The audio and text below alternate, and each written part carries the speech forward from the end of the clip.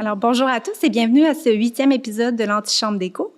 Aujourd'hui, nous allons aborder le phénomène de la surmédication en compagnie de Dr Camille Gagnon, pharmacienne et directrice adjointe du Réseau canadien pour l'usage approprié des médicaments et la déprescription, ainsi que du Dr René Whitmer, qui est directeur local de programme au GMFU des Faubourgs, professeur adjoint de clinique au département de médecine de famille et de médecine d'urgence de l'UDM et président de Choisir avec soin Québec. Alors, bienvenue à tous les deux. Merci. Merci d'avoir accepté l'invitation.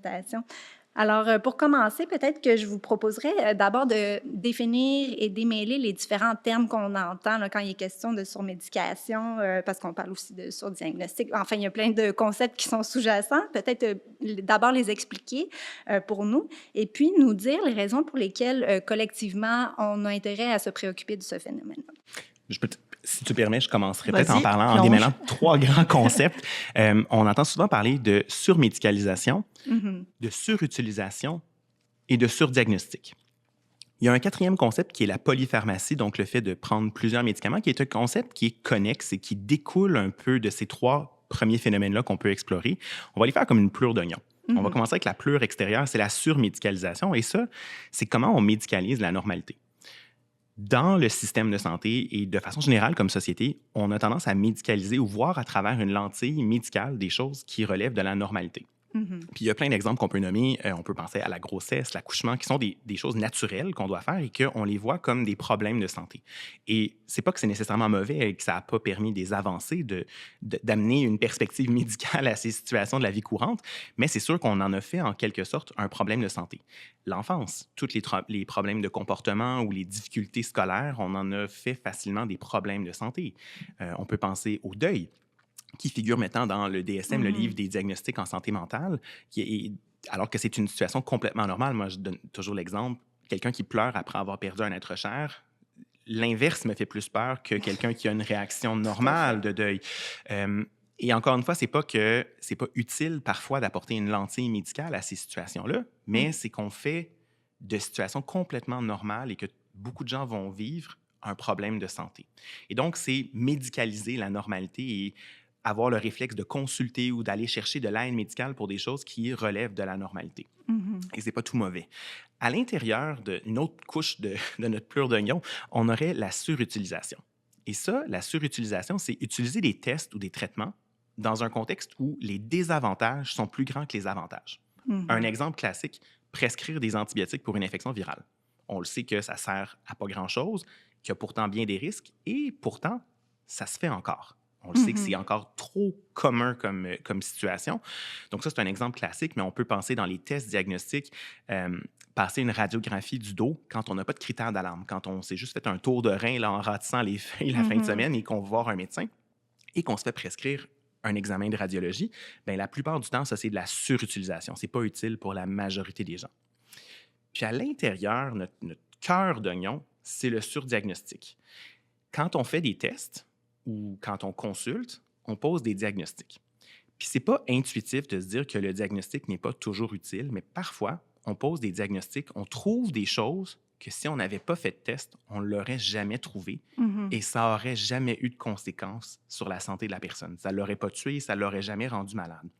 Et donc, le surdiagnostic, c'est de transformer des gens qui vont bien, qui n'ont pas de problème, en des malades inutilement ou en leur apposant une étiquette de quelqu'un de malade. Puis c'est vraiment, vraiment pas intuitif. Moi, je parle de surdiagnostic depuis une dizaine d'années, depuis que je pratique, et c'est pas intuitif, cette idée-là, qu'on peut faire un diagnostic qui aide pas les gens, mais pourtant, c'est le cas. On a plusieurs exemples de comment on nuit parfois aux gens en voulant les aider. Puis, je sais pas si tu vas enchaîner sur la polypharmacie, tu sais, qui découle un peu de tout ça. Tu sais, c'est comme imbriqué dans ces trois phénomènes-là. Ben oui, c'est directement lié. C'est notre résultat, donc notre surdiagnostic, notre test qui nous mène à de nouvelles maladies qu'on dépiste, etc., peut mener ensuite justement à l'utilisation de trop de traitements pharmacologiques. Et donc, c'est là où on vient à le concept de surmédicalisation, surmédication. Donc, en mots simples, ce serait vraiment d'utiliser un nombre de médicaments qui est excessif, considérant les maladies d'une personne. C'est vraiment ça, la surmédication. Et quand on a de la surmédication, Le terme, disons, qu'on utilise comme le mentionnait René, c'est la polypharmacie. Quand on décortique le mot, on le voit, c'est poly, donc plusieurs, et pharmacie, médicaments. Donc, la polypharmacie a plusieurs conséquences. On pourra en parler plus en détail, mais c'est ce qu'on observe, c'est extrêmement répandu dans la population au Québec, au Canada, partout dans le monde. L'OMS en a fait son défi pour la santé mondiale en 2017, vaincre la polypharmacie et rendre l'usage des médicaments plus sécuritaire. Donc, ça nous donne juste une idée à quel point c'est quelque chose qui touche beaucoup, beaucoup de gens présentement. Puis, en termes de chiffres, tu parlais qu'au Canada, on ne fait pas en fait figure d'exception au Canada ou au Québec. Non. Au Canada, on parle d'une personne sur 4 chez les aînés qui prend plus que 10 catégories de médicaments. Ouais. Et au Québec, on peut se demander est-ce qu'on est mieux, est-ce qu'on est pire? On est pire au Québec, on est à un aîné sur 3. Donc, c'est quand même un peu effrayant quand même de voir comment on utilise peut-être trop de médicaments. Certains d'entre eux sont incontestablement utiles, mais certains sont prescrits inutilement et exposent les gens à des risques inutiles. Puis la question de pourquoi est-ce qu'on doit s'en préoccuper collectivement, moi, je reviens juste à, si on regarde dans l'ensemble les tests, les traitements inutiles qu'on prescrit, l'Institut canadien d'information sur la santé estime que c'est 30% des tests, des traitements et des procédures qui sont réalisés au Canada qui sont inutiles. Donc, un soin sur 3 qu'on dispense n'apporte probablement aucune valeur à la santé des gens. Puis quand quelque chose est inutile, bien non seulement c'est une perte de temps pour la personne, pour le système, des coûts inutiles, mais le plus grand problème, c'est que j'enlève ce soin-là à une personne qui pourrait réellement en bénéficier. Tout à fait. Moi, j'essaie de jamais parler de coûts de santé parce que ça ne parle pas aux gens. Les gens disent, oui, mais moi, j'ai le droit d'avoir mes soins, je paye des taxes, et ils ont tout à fait raison. Et comme prescripteur, moi, je veux le mieux pour mes patients. Moi, si je dis aux gens de prescrire moins parce que ça coûte cher, les gens disent, mais je veux le mieux pour mes patients. Ce qui arrive, ce à quoi les gens sont plus sensibles, par contre, c'est quand je prescris des tests ou des traitements à des gens qui n'en ont pas vraiment de besoin, bien, les gens qui peuvent vraiment en bénéficier, ils n'ont pas accès en temps opportun. Je reprends l'exemple de la radiographie du dos. Si j'envoie tout le monde qui vient au sans rendez-vous parce qu'ils ont un peu mal au dos, faire un scan, une résonance magnétique, bien, la personne chez qui j'en ai vraiment besoin parce que je pense qu'on devrait l'opérer ou parce que peut-être je suspecte qu'il y a du cancer dans la colonne, cette personne-là attend inutilement et va subir des torts, des délais de traitement. Donc, c'est des vases communicants. En faire trop peut faire qu'on n'en fait pas assez aux bonnes personnes. Donc, c'est un phénomène très complexe et un peu insidieux des fois. Oui, tout à fait. C'est super intéressant. Puis avant de poursuivre avec le plan qu'on avait, j'aimerais rebondir parce que je trouve ça étonnant dans le contexte québécois où on a des incitatifs qui devraient normalement être alignés avec un usage raisonnable et raisonné des ressources en santé, alors que on sent que la population vieillit, puis les frais, en fait, les frais de santé sont couverts, c'est remboursé, tout ça. Donc, les incitatifs devraient normalement faire en sorte qu'on a cette conscience-là de restreindre. Là, je vous entends, puis je sens que c'est comme on est dans l'individuel, le collectif, il y a quelque chose qui accroche. Qu'est-ce qui se passe? Pourquoi, dans le fond, les incitatifs ne fonctionnent pas à aller de l'avant, à restreindre, puis les abus et tout ça? Oui, c'est encore une fois, je pense que c'est une question qui est hyper complexe et qui découle de plusieurs facteurs. Moi, je peux parler peut-être comme médecin, comme prescripteur, qu'est-ce qui fait qu'on prescrit trop? Il y en a plusieurs. Je pense l'habitude. Parce qu'on a déjà pris des plis. C'est dur de changer nos habitudes de prescripteur une fois qu'on a commencé à les adopter. La crainte des litiges. Les médecins sont sensibles au fait qu'ils pourraient faire l'objet d'une plainte ou d'une poursuite. Donc, les gens, des fois, pensent qu'en faire plus, ça va les protéger et faire en sorte qu'on évite les problèmes à caractère médico-légal. On a tous un peu des biais, je pense, les scientifiques, qu'on aime la nouveauté. On aime les nouvelles sciences, les nouvelles données et qu'on a des a priori positifs par rapport aux nouveaux tests en pensant qu'ils sont meilleurs que les anciens. Puis je pense que les médicaments aussi, ça ne fait pas exception. Quand il y a une nouvelle pilule, on voit qu'il y a un effet d'engouement parce que c'est nouveau. Donc, on aime la nouveauté. Et je pense qu'on perçoit aussi beaucoup que les patients s'attendent à ça. Alors que beaucoup de patients, dans la réalité, s'attendent à ce qu'on leur explique si quelque chose est utile ou pas dans leur situation. Mais je pense qu'on a tous déjà entendu ça. Les médecins prescrivent parce que si le patient, il ne donne rien, il va aller consulter ailleurs, il va aller à l'urgence. Moi, j'ai entendu ça plein de fois, alors que je pense que c'est un mythe qui est hyper tenace. Puis j'en nommerais un autre, il y en a plusieurs, mais la fatigue. on a des données super intéressantes qui nous montrent qu'à mesure qu'on avance dans la journée à la salle d'urgence... Quand le dîner approche, puis oui. Plus on avance en termes d'heures à la salle d'urgence, plus il y a de prescriptions d'antibiotiques qui sont émises, probablement un reflet de la fatigue des cliniciens qui voient les patients. Et on pourrait se dire, il y a peut-être plus de gens qui consultent ça, mais ils ont même regardé, est-ce que les prescriptions utiles et les prescriptions inutiles augmentent? Et les deux. Les deux augmentent à mesure. Donc, c'est comme un gros scoop. Les cliniciennes, on est des humains. Puis quand on est fatigué, des fois, on prend des raccourcis puis on ne prescrit pas toujours de la bonne façon. Donc, c'en est quelques exemples et ça montre comment c'est compliqué, je pense. Oui, tout à fait. Oui. Puis, je pense que comme une organisation qui forme les futurs cliniciens ici au Québec, on a des excellentes écoles et on forme les cliniciens à regarder le patient comme individu pour lui offrir à cet individu-là le meilleur soin, le meilleur traitement. Ensuite, il faut poser la question, est-ce qu'on arrive à former les gens à regarder aussi les populations? Ce qui est une autre forme, évidemment, de santé, c'est la santé publique. Et il y a probablement des lacunes de ce côté-là quand on regarde à l'utilisation des ressources et des soins et traitements. Donc, comme clinicien, c'est normal, je veux le meilleur pour la personne devant moi. Mais ensuite, quand on regarde les impacts des traitements utilisés, ils doivent aussi être considérés, mais est-ce que la société, au niveau des valeurs, est-ce que c'est quelque chose qu'on veut considérer, le coût financier d'un traitement pour un enfant qui a le cancer? Honnêtement, c'est des questions qui sont extrêmement délicates. Le coût environnemental des traitements qu'on utilise, qui ont des impacts sur des milliers de personnes par la suite. Donc, tout ça, on parle souvent de l'équilibre, la balance entre les positifs et les points plus négatifs de traitement. Quand on regarde un individu, on est très, très bon comme clinicien, je dirais. Après, dans une perspective plus globale, c'est peut-être là où on n'a pas nécessairement développé ou accès à ces informations-là, premièrement, et aussi au niveau des valeurs dans le système de santé, on n'en est probablement pas encore rendu là. Et c'est là qu'on voit une accélération des coûts constamment. On va frapper un mur si on ne l'a pas déjà fait au niveau de, justement, les limites de notre portefeuille, et on a aussi des limites au niveau des conséquences environnementales des médicaments aussi. Donc, comme le dit René, il y a tellement de bénéfices aux médicaments, mais il faut aussi voir l'autre aspect, donc les côtés, les risques qui sont associés.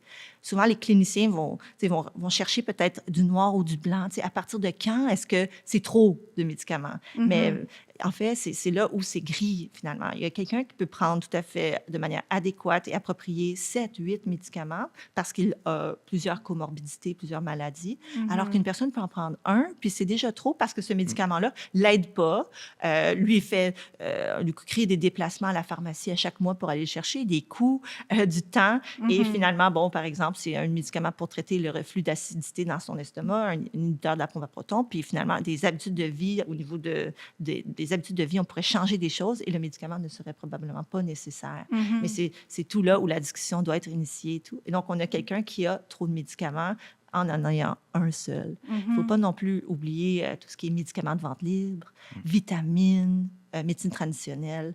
On est beaucoup à en prendre au Canada. C'est 3 personnes sur 4 là, qui disent dans des sondages, j'en ai acheté cette année. Donc, c'est très, très fréquent et ça contribue à la polypharmacie. Ce n'est pas parce que ce n'est pas prescrit que c'est sécuritaire.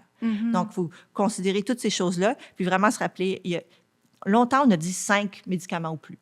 C'était la polypharmacie. Maintenant, on se rend compte que finalement, c'est beaucoup moins noir et blanc comme ça, même si des chiffres, c'est quand même indicateur. Ça peut nous aider à lever un drapeau puis dire, 5 ou plus, d'accord. On va utiliser ça comme première méthode pour identifier qui pourrait bénéficier d'intervention pour réduire les risques qui sont associés à la prise de trop de médicaments. Ouais. Puis, moi, en tout cas, ça me fait juste penser que tu donnais l'exemple de la personne devant nous, que les gens font le mieux qu'ils peuvent. Puis, je pense que c'est important de le rappeler. C'est pas un procès d'intention ici qu'on fait. Je pense qu'il faut collectivement prendre conscience de ce phénomène-là. Mais moi, je connais pas un médecin, je connais pas un pharmacien qui se lève le matin et qui dit « Moi, je vais prescrire des traitements inutiles, ça va être le fun. » Non, mais on en rit, mais il y a personne qui fait exprès de faire ça. Puis, je pense que ça revient à l'idée que des fois, on prend pour acquis que d'en faire plus, c'est mieux. Alors que des fois, on peut mieux soigner en faisant moins puis en choisissant mieux nos tests et nos traitements. Je pense que c'est ça qu'il faut se rappeler.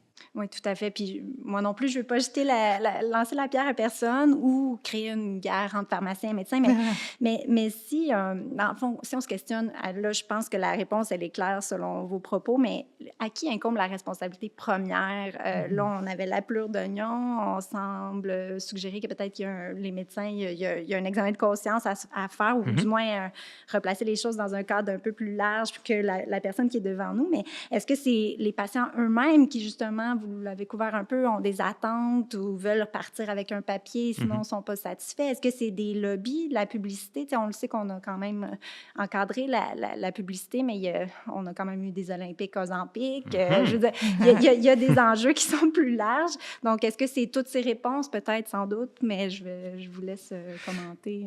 Oui, ma réponse va être un peu vague dans le sens que je pense que c'est difficile de pointer qui porte la majorité du fardeau. Je pense que c'est un fardeau qui est partagé. Puis on parle de... Je pense qu'on peut tous jouer un rôle pour freiner l'usage inutile des tests, des traitements.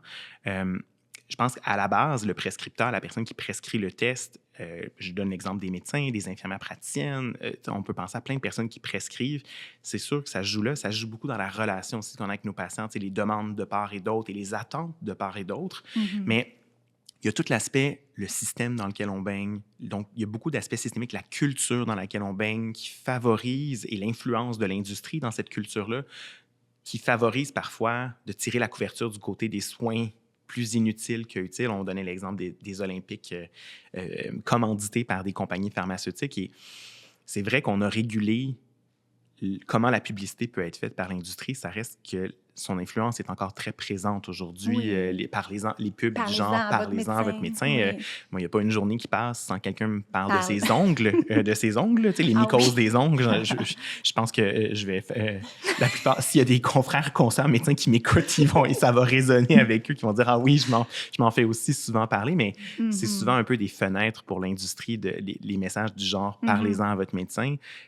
Souvent, c'est qu'il y a un incitatif un peu caché derrière ça de vouloir vendre un traitement pour cette fameuse mycose des ongles ou pour faire mousser les ventes d'un médicament comme l'Ozempic, pour donner cet exemple-là. Je pense que la responsabilité est à plusieurs endroits. Puis la façon dont les systèmes de santé, parlons ou les soins primaires, là, donc il y a quand même un mouvement dans une bonne direction à l'heure actuelle, puisqu'on a... en quelque sorte, réformer pour enlever le modèle du médecin de famille seul avec, par exemple, son adjointe qui faisait tout.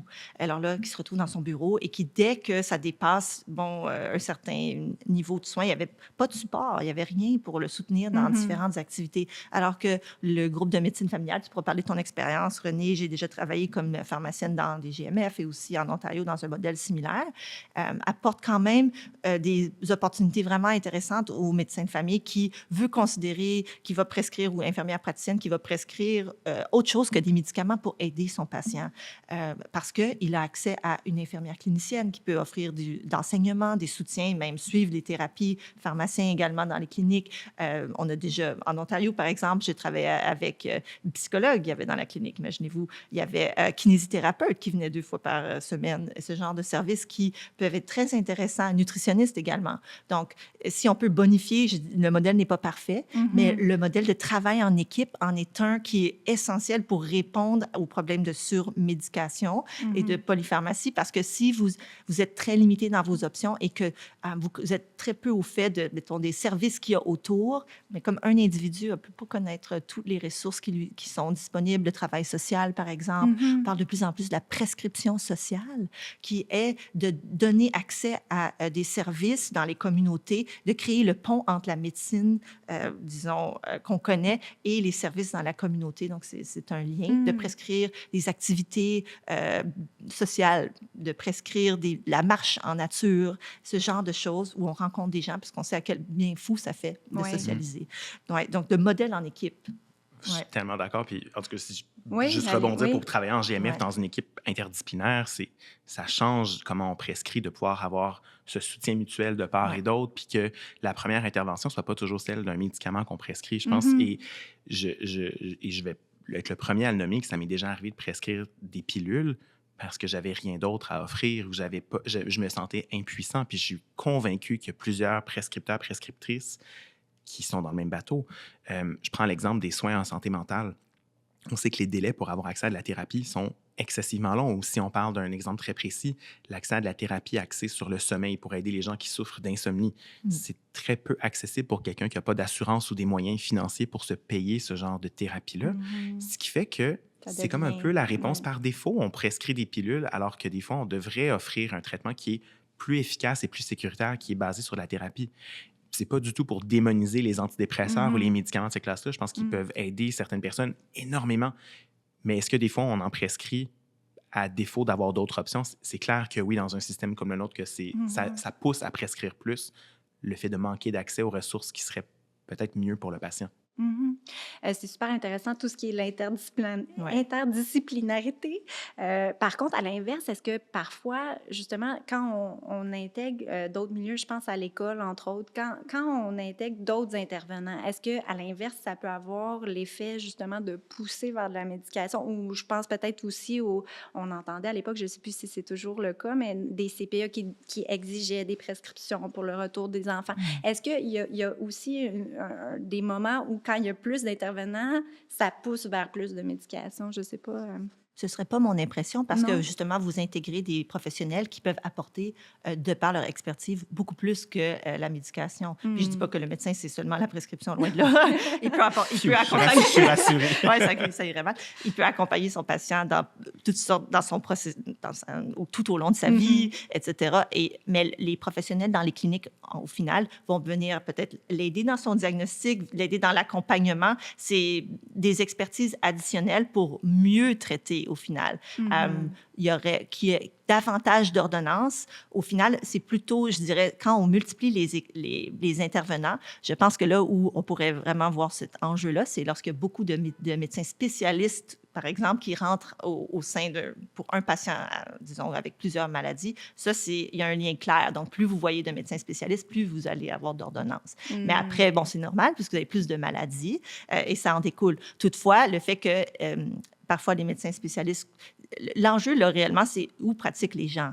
Alors, la même chose, moi, comme pharmacienne en communautaire, quand je travaillais en communautaire, je ne suis pas nécessairement localisée au même endroit que le médecin qui traite le patient que j'ai devant moi. Alors, la communication, c'est un gros enjeu. Même chose avec les médecins spécialistes. Donc, comme vous dites, plusieurs intervenants, plus d'ordonnances, c'est exactement ça. Si vous avez à la fois un cardiologue, un psychiatre, un néphrologue et un médecin de famille, 4 médecins, est-ce que l'information circule bien? Donc, quand on parle des causes de la polypharmacie, le manque de façon pour les professionnels de bien communiquer de façon efficace. On est encore au fax en 2024. On espère voir bientôt le dossier électronique où on pourrait avoir accès à plus d'informations sur les diagnostics, etc.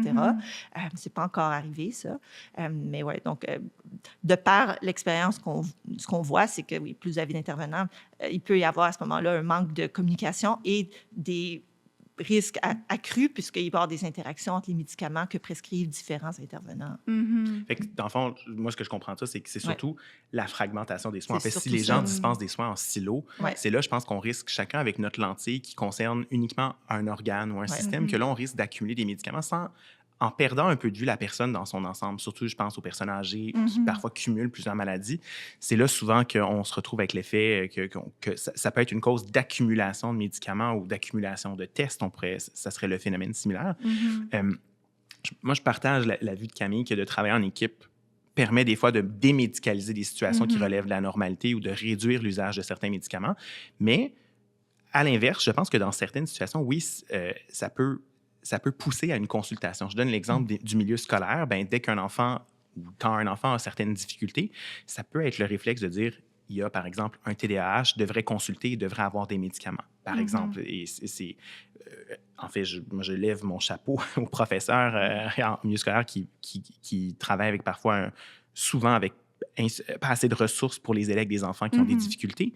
Mais c'est vrai que quand on parle de la culture, on le sait qu'il y a une culture, des fois, dans certaines provinces, quand un enfant a des difficultés, on le voit comme un problème médical et on réfère au médecin pour régler, en quelque sorte, le problème. Fait que, autant je pense que ça peut nous protéger dans certains cas. Des fois, ça peut être tout dépendant comment les soins et comment les gens se parlent, le réflexe peut être d'orienter vers le médecin pour prescrire, pour trouver la pilule qui va régler le problème. Donc, ça peut aller dans les deux sens, dépendamment comment la communication se fait, dans quel objectif, etc. Bon, on a touché, on le sait, là, la surmédication, c'est pas un phénomène qui est propre au Québec. On a parlé des antibiotiques, je veux dire, ça, c'est pas mal partout, que c'est un enjeu, puis depuis longtemps quand même. Donc, si vous voulez faire peut-être un petit historique des problèmes de surmédication qu'on partage, disons, avec d'autres juridictions, et peut-être y aller plus spécifiquement sur le Québec.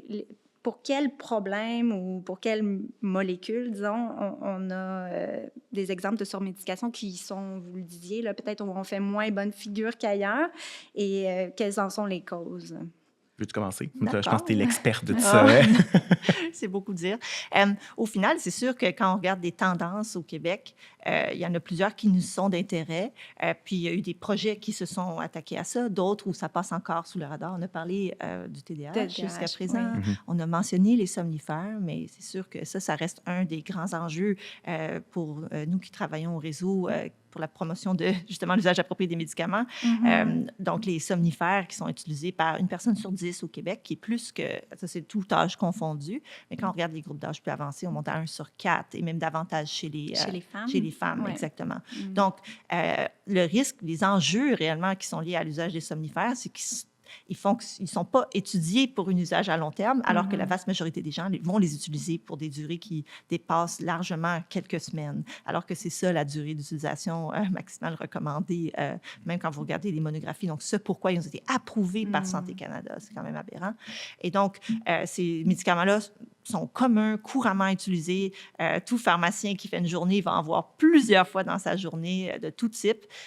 Et malheureusement, il y a comme des risques quand même très importants pour le peu de bénéfices qu'ils vont apporter aux patients. On parle de chute, particulièrement chez la personne âgée, qui mène à des fractures, perte d'autonomie, hospitalisation, institutionnalisation, je l'ai dit, et donc aussi troubles cognitifs. C'est des choses qui sont tellement chères aux gens que de rester à la maison, autonome, en santé, et ces médicaments-là peuvent mettre ça en jeu. Donc, c'est... Pour nous, de partager ces informations-là, ça permet aux gens d'être sensibilisés puis de peut-être dire « Oh, OK, je prends ça depuis un certain nombre d'années.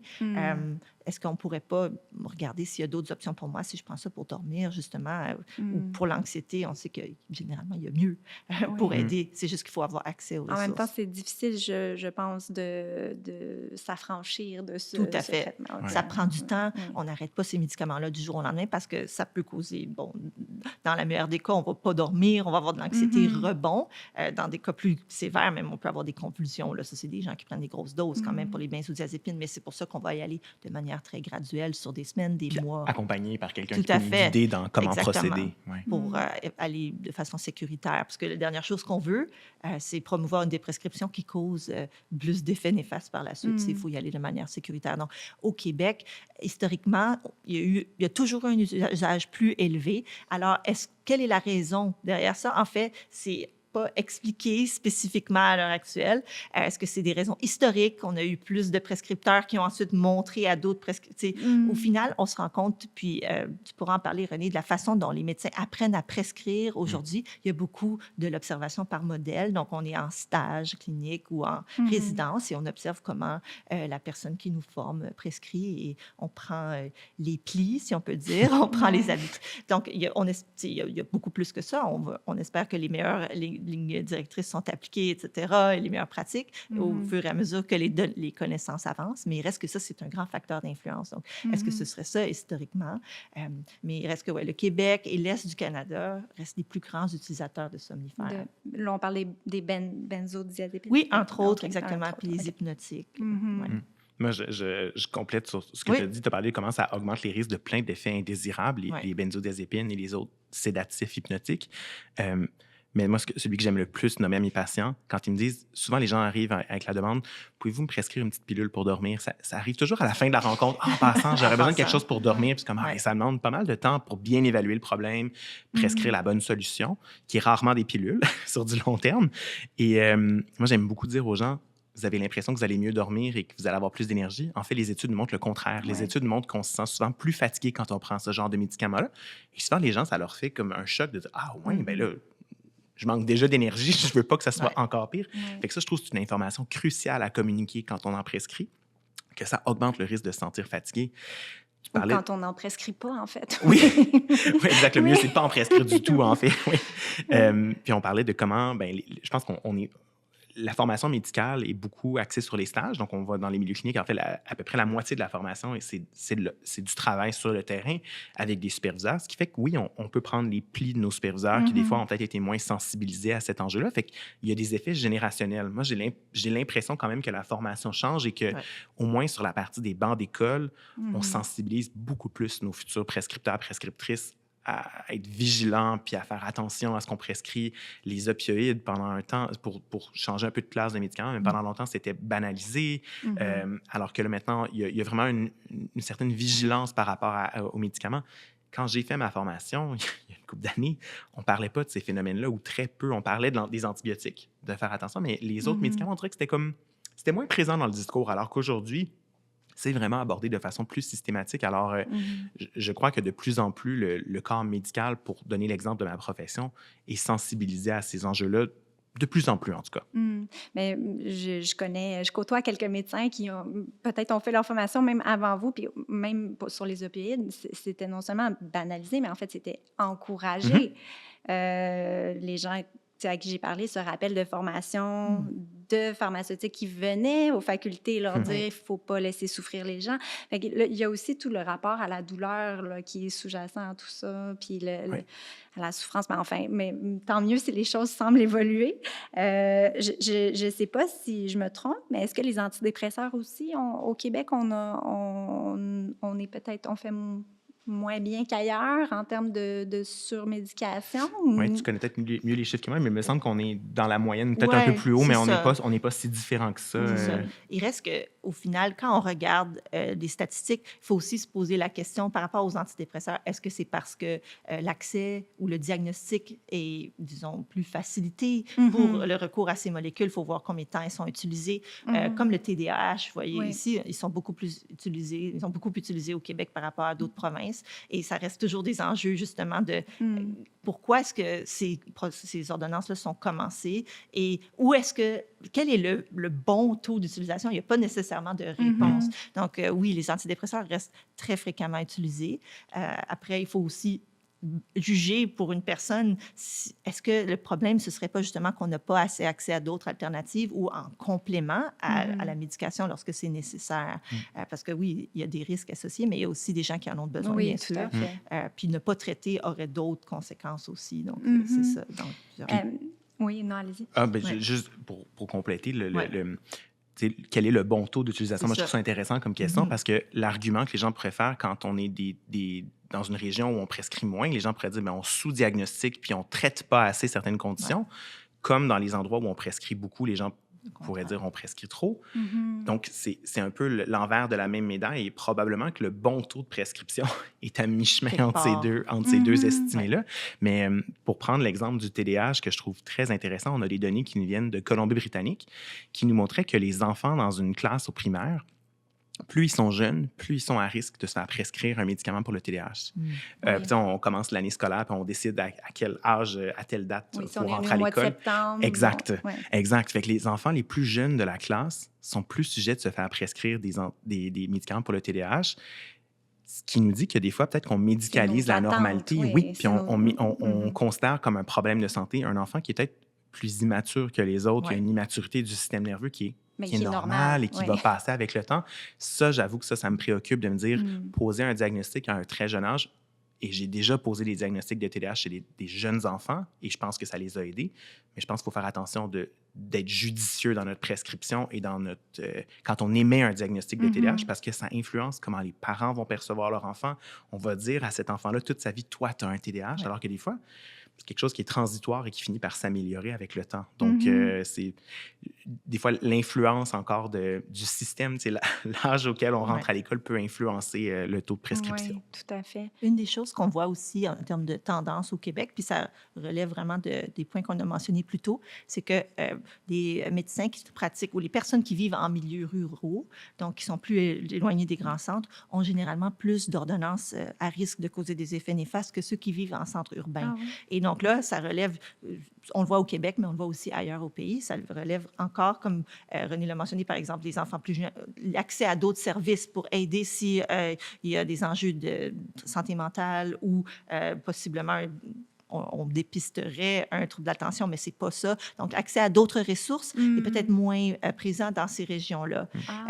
Autrement aussi, ce qu'on observe, puis ça, c'est partout au pays, c'est chez les femmes, il y a une plus grande fréquence d'ordonnances psychotropes. Oui. Donc, que ce soit des somnifères ou des antidépresseurs. Mais on explique ça par des facteurs genre qui sont expliqués par le genre. Donc, les femmes consultent davantage pour des enjeux de santé, en général, déjà, Oui. et aussi pour parler d'enjeux de santé mentale, il y a peut-être moins de stigma. Elles sont plus à l'aise de parler avec un professionnel de la santé d'enjeux d'anxiété, de dépression. Et là, ça mène à plus d'ordonnances. Oui. Est-ce que c'est nécessairement à condamner? Bien, c'est bien qu'elles aillent consulter. Par contre, il faut quand même...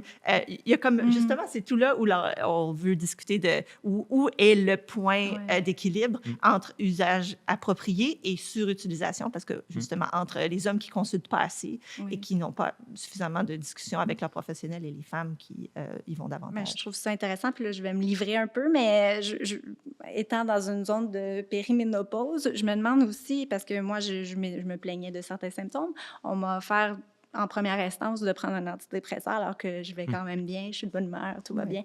Mais je me demande, est-ce qu'il n'y a pas aussi peut-être une mécompréhension de certains phénomènes chez les femmes qui font en sorte qu'on prescrit des antidépresseurs ou des benzos alors que ça serait peut-être d'autres choses qu'il faudrait explorer? Je ne sais pas. Je pense que ça fait partie de l'équation. Moi, je pense que le sexisme en médecine est présent, c'est documenté. Je pense certainement qu'il y a des femmes qui se font prescrire des traitements parce qu'on ne prend pas au sérieux leurs symptômes et qu'on leur dit que c'est dans leur tête. J'ai aucun doute que ça fait partie du problème. Dans quelle mesure est-ce que tous ces phénomènes-là coexistent et lequel est le plus important? Je ne suis pas sûr qu'on a de chiffres réels pour dire ça, mais l'exemple de la ménopause est intéressant pour dire qu'on prescrit davantage. On est plus à l'aise de prescrire des antidépresseurs que prescrire des traitements efficaces comme les hormones. Puis je pense qu'il faut le nommer, par contre, qu'il y a eu énorme... On parlait d'influence. Qu'est-ce qui fait qu'on prescrit plus? Il y a beaucoup d'influence puis de marketing pour prescrire les hormones actuellement. On est dans un courant où on n'en parlait pas assez. Là, on assiste plutôt au phénomène contraire. Moi, ça m'arrive de rencontrer des femmes de 23 ans et de la vingtaine qui me disent « Je pense que j'ai une ménopause, j'aimerais des hormones. » OK, ça, on est ailleurs. On est ailleurs. Je pense qu'on a tellement voulu parler de la ménopause, puis je pense que c'est fantastique qu'on parle de la ménopause quand on parlait de normalité.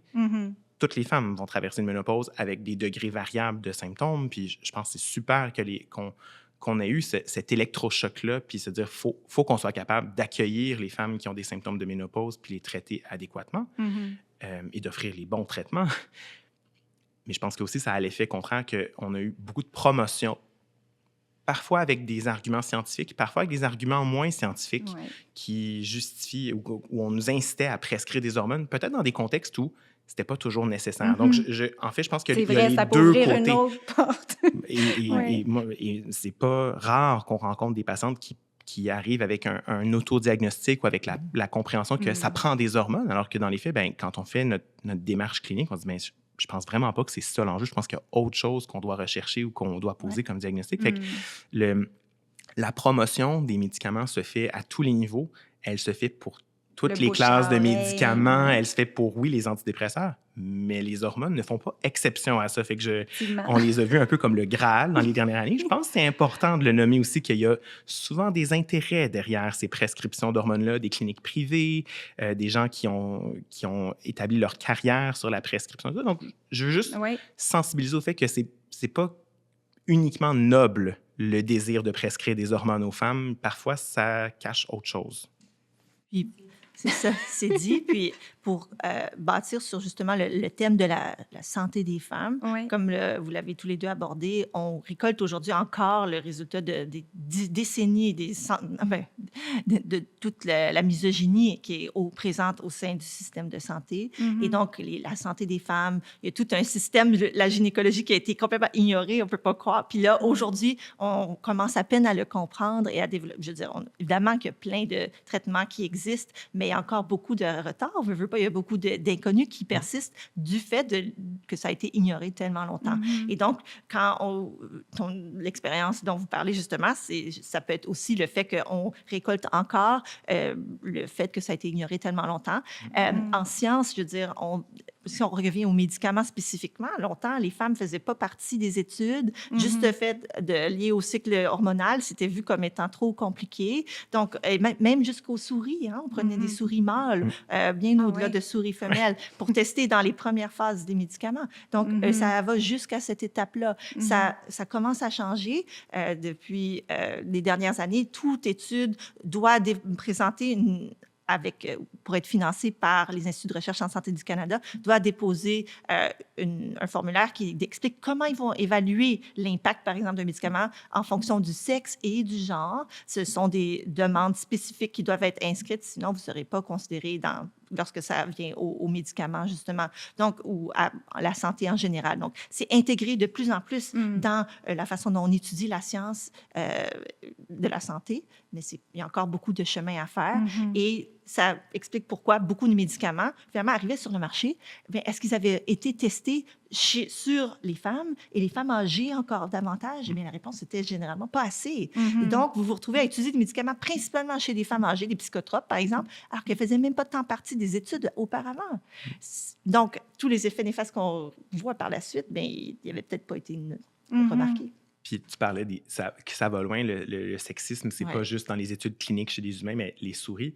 Moi, j'avais trouvé un article sur comment même les mannequins, quand on fait des tests, des simulations d'accidents de voiture, que c'est des mannequins hommes qui sont basés sur la physionomie masculine et qui, en fait, faisaient que les femmes étaient à un risque augmenté de complications dans les accidents de voiture. Donc, ça va loin. Le sexisme n'est pas propre à la médecine. Il est présent dans toutes les sphères de la société, c'est clair. Et il est présent dans d'autres sphères, comme d'autres types d'études qui ne concernent même pas la médecine.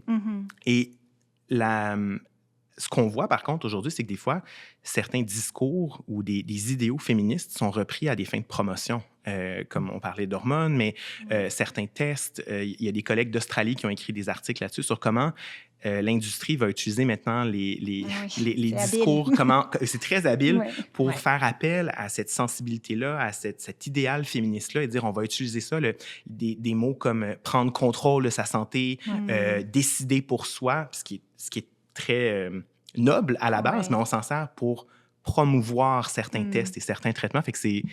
Comme vous dites, insidieux, là. C'est insidieux, oui. Mais en tout cas, ils ont fait de la recherche très intéressante sur comment c'est utilisé. C'est un peu partout dans le monde que c'est fait, que c'est repris à des fins moins nobles et à des fins plus commerciales. Alors, tout ça, je vois que le temps file vraiment. On n'aura pas couvert ce qu'on voulait. Il faudra remettre ça. Mais dans le fond, en terminant, peut-être, quels sont, puis on l'a touché un peu, mais quels sont les meilleurs leviers pour réduire la surmédication, le surdiagnostic? Est-ce qu'il faut éduquer davantage les patients? Est-ce qu'on devrait parler davantage de prévention? Est-ce que c'est la formation des professionnels de la santé là, qu'on sent qu'elle évolue, mais qui devrait peut-être évoluer encore davantage ou plus de régulation ou d'autres choses? On peut commencer, on a parlé vraiment du modèle interprofessionnel. Oui. Je pense que c'est quand même aussi important. On n'a pas tant parlé de l'acte pharmacien. Le pharmacien qui sert le médicament, il a tout de même une responsabilité de surveillance et que le médicament soit approprié pour le patient et d'information également. Il doit sensibiliser le patient s'il y a des risques à un traitement, que le patient en soit informé dès les débuts. Parce que si on commence un traitement, par exemple, pour lequel il y a un risque de dépendance, ce n'est pas après 3 mois qu'on veut le savoir, c'est au début. Et donc, que le pharmacien soit rémunérés. C'est un acte, mais qui est réellement le temps. Et, ils ne le sont pas. Mais ils le sont au Québec. Donc, il y a des actes cliniques. Mais là où je veux en venir, c'est qu'on ne paie pas seulement le pharmacien pour servir un médicament. Et parce que là, justement, on peut en quelque sorte encourager un service plus accru et continu. Sur un volume de prescription. Oui, c'est ça. Donc, parce que historiquement, c'était comme ça qu'on finançait les pharmaciens. De plus en plus, on évolue vers un modèle clinique où le pharmacien réellement est c'est bien. Tant mieux, oui. Est soutenu pour l'acte cognitif, l'acte d'évaluer une thérapie, d'ajuster une thérapie, d'en déprescrire lorsque c'est nécessaire, ou même donc d'ajuster selon des critères cliniques qui sont définis avec Bon, il y a évidemment une communication avec le prescripteur initial, etc. Donc, le rôle du pharmacien tend à évoluer, puis je pense que ça peut être vu d'un bon œil. Par contre, évidemment, on veut s'assurer que les canaux de communication restent soit optimisés. Il y a encore beaucoup à faire pour que le partage d'informations, donc pour les solutions en termes d'équipe multidisciplinaire, c'est vraiment qu'on soit capable de bien communiquer de façon optimale entre cliniciens. Là, si on regarde cet aspect-là, c'est réellement noté comme un enjeu énorme. Si on parle simplement de patients qui vont avoir un effet secondaire à cause d'un médicament, ils vont être hospitalisés et c'est noté au dossier, sauf que l'information n'est pas, disons, rendue au médecin de famille. Et c'est aberrant le pourcentage de gens qui vont quelques mois plus tard, disons, revoir un médecin de famille ou un autre médecin en clinique d'urgence qui leur represcrivent le même médicament parce que l'info n'est pas là. Et donc, il y a des systèmes qui ont été développés, par exemple, en Colombie-Britannique pour que ce soit uniformisé. Et là, il y a un drapeau qui se lève et le pharmacien, lorsqu'il est au point de servir, voit cette information-là. Extrêmement prometteur. Donc, de pouvoir avoir ce partage, c'est des choses comme ça qui, malheureusement, ne se rendent pas. Je suis toujours étonnée qu'on parle de meilleure communication quand on est dans l'air de la communication. Tout le monde est en train de communiquer. Mais bon, on va finir par y arriver. On est hyper connectés entre nous, mais on n'est pas rendu là en termes de réseau de santé. Il y a clairement mieux à faire. Ça, c'est évident. Si on regarde le système, peut-être tu peux parler des patients. Oui, mais je pense sensibiliser les patients à ça, je pense que c'est évident qu'on peut faire mieux. Et les cliniciens aussi, je pense que c'est un peu pour ça qu'on est là aujourd'hui, parce qu'on croit que c'est important que le grand public fasse partie de la solution, que les gens sachent que des fois, on s'expose à plus de risques que de bénéfices avec certaines prescriptions qui peuvent être plus risquées, puis on essaie de sensibiliser nos pairs à ce phénomène-là. Il y a plusieurs recherches qui ont été faites pour savoir qu'est-ce qui arrive aux gens quand ils connaissent les effets secondaires de leurs médicaments. Puis c'était l'hypothèse de plusieurs chercheurs. Et en fait, ce qu'on se rend compte, c'est quand les gens connaissent les effets secondaires de leur traitement, je prends l'exemple des médicaments pour le sommeil, bien, la plupart des gens, quand ils l'arrêtent, ou beaucoup de gens vont prendre la décision de l'arrêter ou de vouloir en diminuer la dose. Fait que d'être bien informé permet aux gens de prendre une décision plus éclairée par rapport à leur santé. Pour ce qui est des prescripteurs, je pense clairement qu'on peut faire mieux. On doit continuer à les sensibiliser et les former à être capables de faire l'inverse de la prescription, c'est-à-dire déprescrire des médicaments. On sait que, je prends l'exemple des médecins parce que c'est l'exemple que je connais le mieux, mais on est souvent à l'aise à partir un médicament. On est beaucoup moins à l'aise de savoir comment l'enlever. Donc, je pense que ça doit faire partie. Être capable de le débuter. Si on est capable de débuter un médicament, on doit être capable de l'arrêter sécuritairement. Ça va main dans la main. Puis c'est une partie peut-être qui a été négligée par le passé. Pour quelqu'un qui nous écouterait, qui fait partie du grand public, qui dit mais moi, comment je le sais, comment je fais pour savoir si ce qu'on me propose, c'est bon ou pas? Moi, je dirais qu'il y a 4 questions. C'est les 4 questions de la campagne Choisir avec soin. Pour aider à initier des conversations avec notre médecin, notre pharmacien, notre IPS, pour savoir est-ce que j'en ai vraiment besoin. Fait que les 4 questions sont les suivantes. Est-ce que j'ai vraiment besoin de ce test, ce traitement ou cette intervention? Quels sont les côtés négatifs? Est-ce qu'il y a des options plus simples ou plus sécuritaires? Qu'est-ce qui arrive si je fais rien? Puis si déjà on pose ces questions-là à notre médecin, ou l'exemple très clair là, pour les médicaments, est-ce que j'ai besoin de toutes ces pilules-là? Est-ce qu'on peut faire un ménage de mes médicaments? Je pense qu'on crée des opportunités pour en discuter puis de voir qu'est-ce qui est bon puis qu'est-ce qui est moins bon pour la personne. Fait que j'encouragerais toute personne qui nous écoute à demander à son médecin. Puis je sais que des fois, le temps manque, fait qu'on des fois, on ne l'accueille pas assez bien comme médecin, mais je pense qu'on doit prendre ces questions-là puis les utiliser comme des bonnes opportunités de s'assurer que on prescrit les bons tests aux bons patients au bon moment. Oui. Honnêtement, si on est prescripteur, il faut savoir déprescrire. Ça va ensemble, comme l'a dit René.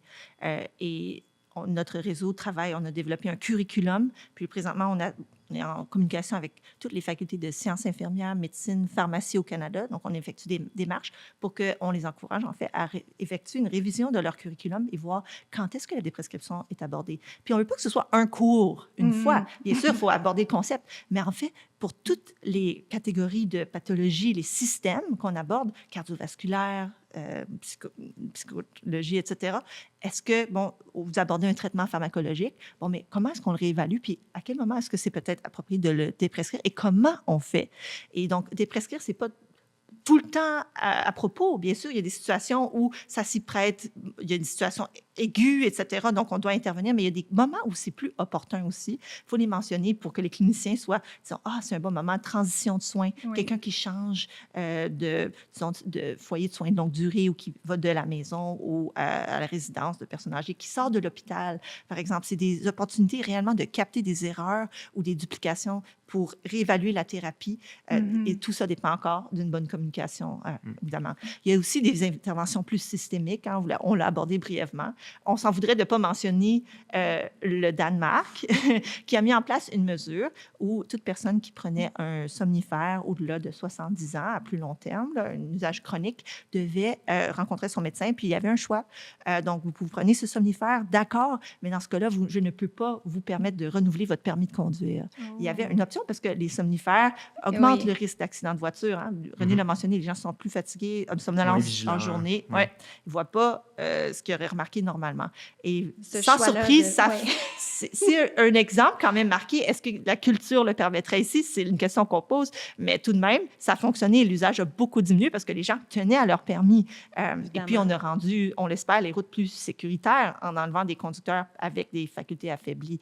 Il faut aussi juste rappeler que d'arrêter de couvrir un médicament ou de cesser de le payer de manière abrupte, c'est pas la solution d'après ce qu'on observe dans les données, parce que les gens vont généralement, par exemple, si on dit on va arrêter de prescrire cette benzodiazépine-là, on voit que les prix sur le marché noir montent. On voit que les gens arrivent à avoir la diversion, etc. Donc, il faut mieux accompagner, sensibiliser, former que des mesures trop draconiennes, parfois, ont des conséquences néfastes sur la santé des populations. On n'anticipe pas. Des fois, ce qui nous paraît une bonne idée en termes de politique publique peut avoir des effets insoupçonnés. Donc, c'est un phénomène complexe, mais il y a des solutions qui existent. Tout à fait. Eh bien, merci à vous deux. Je retiens plus de communication et se poser la question fatidique, en a-t-on vraiment besoin? C'est un bon résumé. Merci beaucoup.